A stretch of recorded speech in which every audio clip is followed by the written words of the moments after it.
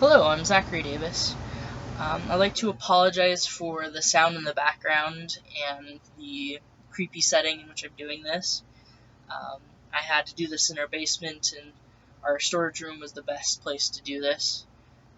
So before we get into the actual questions, I'd like to go over a brief rundown of my genogram, which is right here. So I apologize for the faintness. Most of it was done in pencil, so a lot of erasing. Um, so that was important. So as far as the symbols that were used, um, the men in the family were represented by squares, the women represented by triangles. Each have their name above their shape, and their birth year and death year, if applicable, were written that below their shape. If the person in question had passed away, I put their age at the time of the death and then an X through their shape to indicate that they had passed away. So as far as marriage goes, if two people were married, I put a line between the two figures, and I wrote the year that they were married on that marriage line, and then any kids they had coming out of that marriage. If any had a divorce, I put a double slash through the marriage line. Um, as far as there are some figures in here that I didn't want to go into too much detail about their relationships and their children. So my uncle's children, for example, I listed the amount of children that my uncle or aunt or whoever had, but I represented them as circles, so I didn't have to, go do too much detail. Their spouses were listed and in a different format. So if they were married, they had a line coming from the bottom, and then a shape representing their spouse, and then of course the children. And also in the genogram, from my grandparents to my generation, I did who all resided together. So, for example, this is my family of origin right here. So, as my mom, my dad, and three of my four siblings. Um, so, as far as my genogram itself goes, right up here are my grandparents' family on my father's side. So right here are my grandma's parents. She had two siblings. She was the middle child. My grandfather's family, right here, they had five. They had five siblings. My grandfather was the oldest. Um, they got married, and then later they were divorced, um, and they had 8 kids. So, my dad was the third child. So that was it was fun putting that all in there. Um, and over here are my grandparents' families on my mother's side. So right here, my grandpa's family, he had two siblings, and I wasn't able to get a lot of information on those. Both had passed away. And here is my grandmother's family, and she had two siblings. One was alive, one was different. And then my grandparents on my mother's side have gotten married, and they had 6 kids. One was a stillborn. I did get this part mixed up. My mom was actually the first child, and that's another thing about my genogram. So um, those that were attached to me. So my grandparents, my parents, um, they are set a little bit below the rest, just so that I had more room to work with that. Anyway, so my dad was as I mentioned, the third child in an 8-child family, and my mother was the first in a 6-child family. They got married in 1992, and they had 5 kids. I'm the oldest, and I had 4 sisters. And my sister over here, my sister and I are the only ones that are currently living out of our home. I got married in 2017, and I have my own child, born last year, and my sister is cohabiting with her boyfriend in the Washington D.C. area. So that was the nuts and bolts of my genogram. So as far as significant trends that I saw in my across my genogram, I'd say that marriages were fairly stable. I didn't have a lot of complicated like divorcing, remarrying. I had a little bit of interesting remarriages and stuff with other siblings or with like my aunts and uncles. But as far as my parents, my grandparents, and my great grandparents, it was fairly straightforward. Um, and they fall into a more typical type of family. I did have 7 divorces across the whole the whole set of um, the whole genogram, and I have one engaged couple, like I mentioned, one cohabiting um, relationship, and one speculated homosexual relationship with one of my great aunts. But that is, again, that's just speculation. She lives with her friend. We don't know much about her, but there is some thought that she might be she might be in a homosexual relationship. On my father's side, one thing that I noticed, diagnosed mental diseases are fairly prominent, at least as far back as my great grandmother on my grandmother's side.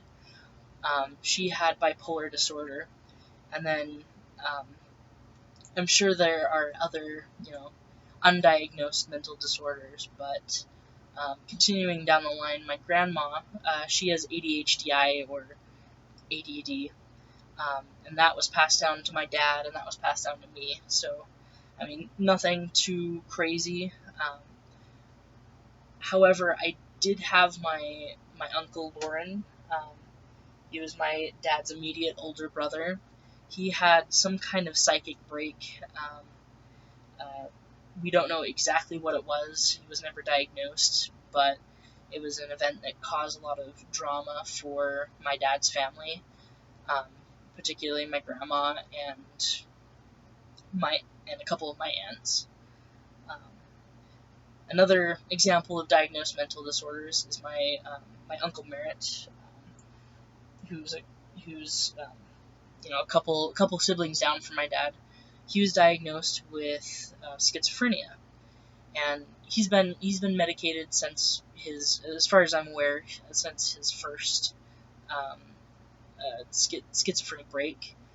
But it it has been interesting, and it has impacted his social life. He currently lives with my grandma, and as far when I've my experience growing up with him, I mean, he had his quirks, but he was a nice guy, and I loved him, and I still do, um, and that that whole trend of mental health was something that my parents actually took a little bit. It made them a little nervous because when I was young, I would play in what my parents called my imaginary world for long periods of time, and so they were worried that I wasn't quite all there.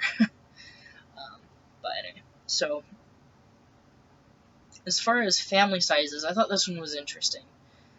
So my grandparents' generation is relatively small. Um, they they didn't have a lot of siblings on both sides. But then when my grandparents had their own families, my dad's family, 8 kids, my mom's side, 6 kids, and then bring it down to my generation. My parents had 5 kids, so it kind of fit in the middle of the not really extremes, but the low end where my grandparents sat, and then the high end where my parents sat. Um, So I mentioned about family drama, or family diagnosed mental disorders with my dad's side of the family. As far as I know, there have not been any huge mental disorders that I've seen on my mother's side. I feel like there are probably some there. I did have an uncle that had when it who had to go on suicide watch for a little bit.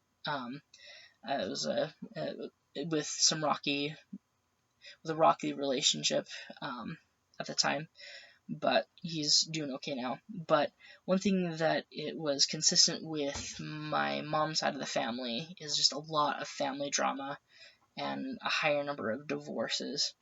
And so, and that family drama seems to have, in some small ways, leaked into my family. Though I think we get along a lot better than my mother's siblings ever did. So, with the second question, what surprised me? So, again, with family sizes, how relatively similar my maternal grandparents' families were in size, and they were opposite in composition. So, with my grandpa's family, he had two sisters, and my grandma's family had two brothers, and they were kind of the only one of their gender. So I thought that was interesting, and how they went on to have huge families. I mean, so, and then along with the mental health, that was something that surprised me, was just how many cases of a diagnosed mental disorder, mental illness, there was in my family, and the fact that my great grandmother had bipolar disorder was something new going into this process, something that I didn't know about. And then just the on my mother's side, how drama was the lack of mental disorders seemed to be compensated by drama. So, as far as family dynamic or interpersonal issues that I saw, so my father's side of the family, like I mentioned, there isn't a whole ton of drama. They are physically distant, so they tend to they a lot of them have moved out of state, but they've still kept like a warm and close relationship with each other, with a couple exceptions. I think mostly with my uncle Lauren, but given that he's not in his right state of mind, it's kind of hard to have a good, open, warm working relationship with him. So, um, so my mom's family, there is a lot of interpersonal conflict. They seem to be centered around my uncle Chris's wife, my uncle Chris's wife. It and there are a lot of conflicts with her immediately younger sister Michelle. In fact, we just had Thanksgiving, and actually, Chris and Angel and their family didn't show up to Thanksgiving specifically because it was Michelle that was hosting it. So that was fun. And one thing that I thought was interesting, going back into the mental health side of my father's family, was the fact that Lauren's psychic break may have connection to their divorce. What we learned from our course is that divorce won't necessarily create a whole lot of problems. It does create obstacles and additional challenges for that family. They're going through a divorce, but it doesn't necessarily lead to doom and gloom. But it seems as if with my Uncle Lauren particularly, in addition to whatever stresses that he may have, might have had, or genetic dispositions, which he obviously had, that my grandparents' divorce.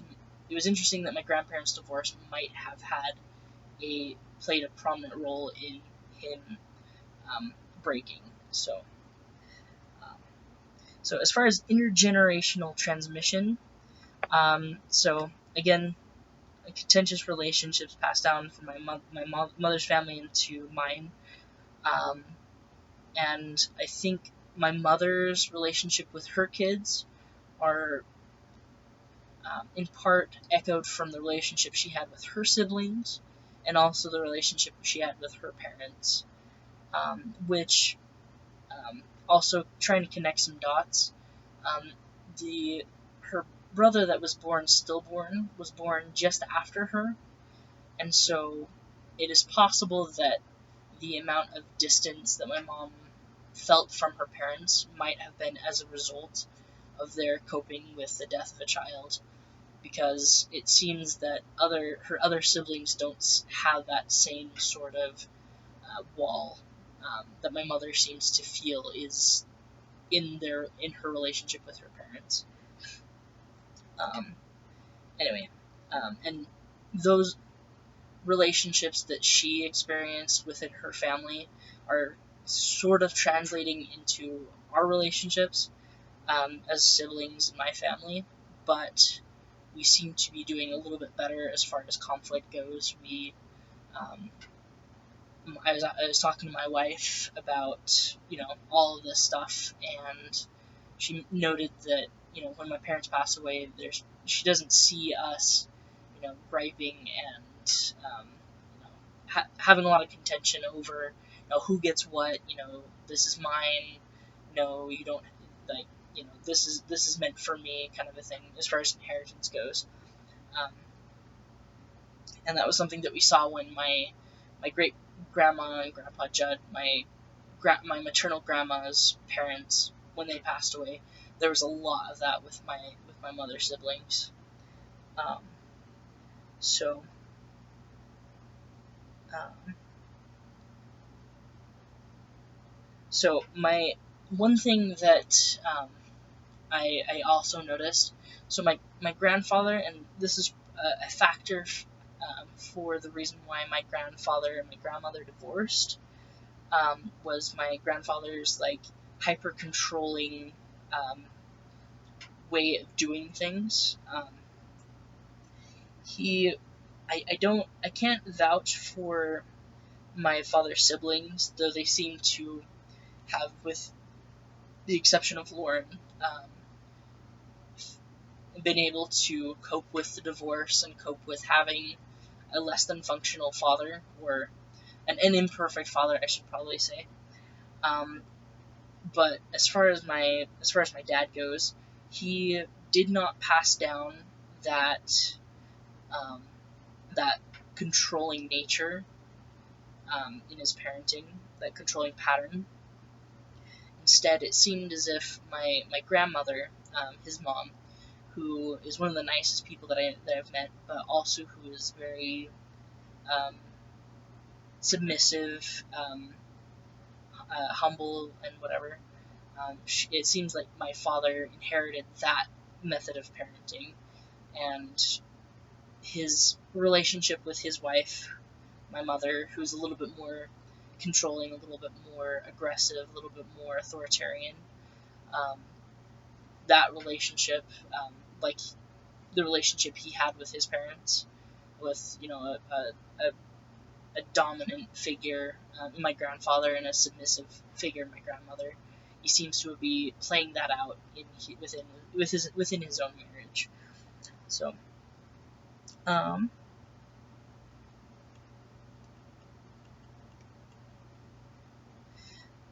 and again, mental health. That's something that it seems to be an intergenerational thing, specifically ADHD.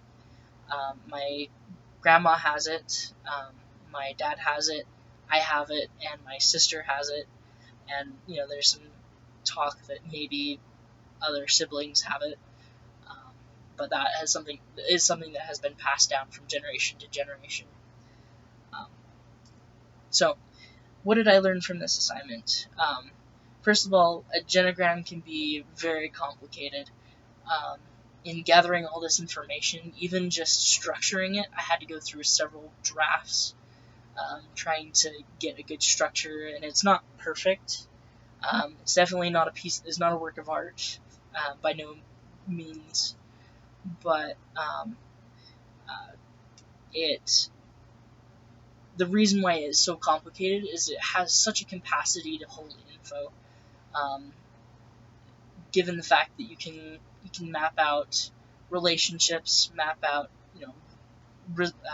who lives with whom, um, nodal events, things, and how those events affected other kids, how relationships have been strained or strengthened by these events, by these conflicts, and seeing these patterns repeated between generations. So, it using the tool, and when constructing my genogram, using the tools that was provided in the reading, especially in that genogram reading, was made it a lot easier to summarize all that comprehensive information, particularly the interpersonal relationships.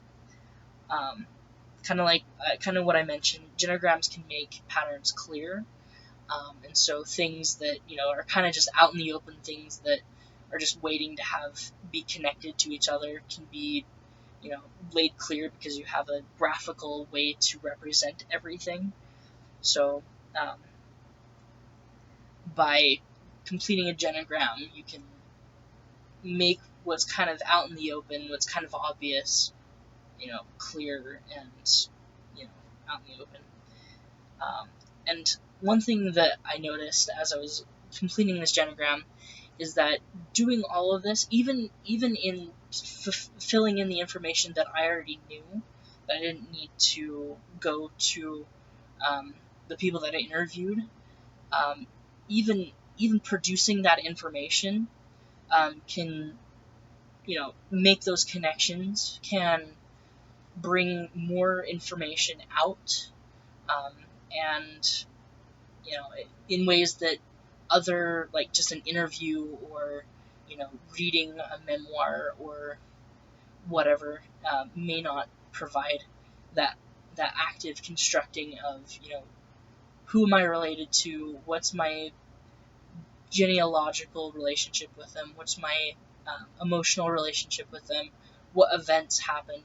Thinking about all that information helps it to congeal together and form a more complex, more clear map of how your family is interconnected. And coming from a perspective where this information is going to be used for me in my professional career as a marriage and family therapist, I can see the value in having this activity to bring that information to the awareness of the people that I'm to my clients.